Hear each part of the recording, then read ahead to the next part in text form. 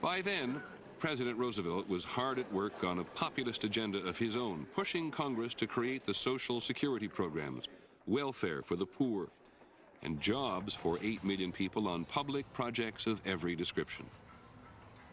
This was called the Second 100 Days, and it reshaped American life. The legislation of the second 100 days gives an underpinning to the economy that's not been there before. There's now a system of unemployment compensation, of old age pensions. The United States, for the first time, has a centralized banking system. And by 1936, there are visible signs of recovery. 6 years after he lost his grocery store, Miriam Johnson's father found a steady job with the Works Progress Administration. He was so happy to get up in the morning. My father was so happy, even though the work, by this time he wasn't a kid, and it was pick and shovel work, you know. But he was so happy to have something to do and to get paid for it. To me, the Roosevelt era revolutionized the perception of what government owes the people and what its role is. We are fighting to save a great and precious form of government. The programs that he put in were imperative for that period. And I think it was a godsend that we had him, and we maintained the democracy that we had all cherished.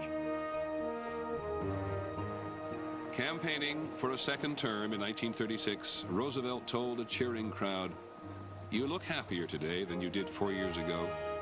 And they were.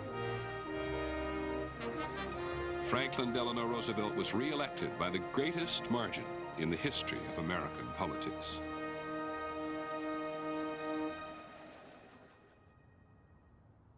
In the 4 years since President Roosevelt had taken office, America had experienced a revolution, and it had been led by the president himself.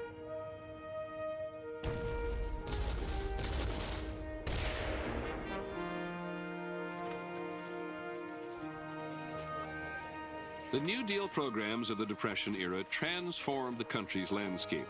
One project alone, the Tennessee Valley Authority, built dams, brought electricity, ended floods, and lifted families out of poverty in 7 states. But as he took office for his second term in January 1937, Roosevelt's New Deal still had not completely overcome the Depression in America. By 1937, the Depression in Germany was over.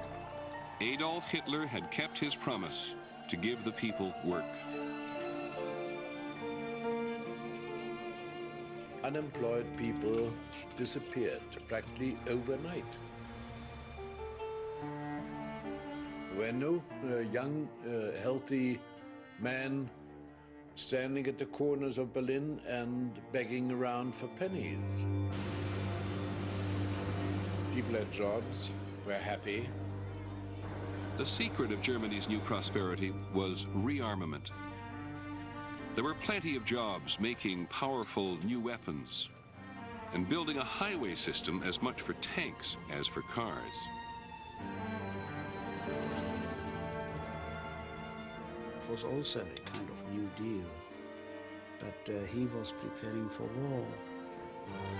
The first step came in March of 1936 when German troops marched unopposed into the Rhineland to reoccupy territory lost to France after the First World War.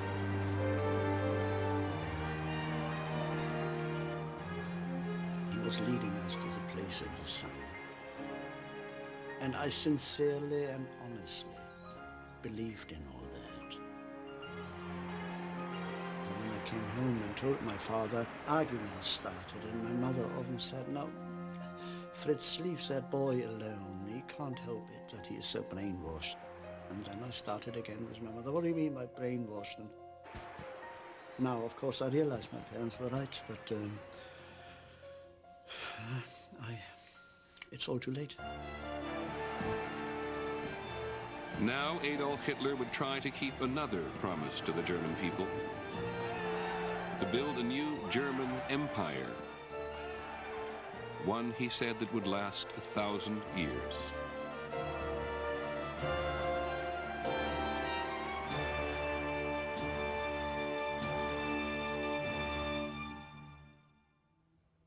Depression and desperation had unleashed a force that would alter the course of the 20th century. We'll see that on the next episode of The Century, America's Time. I'm Peter Jennings. Thank you for joining us.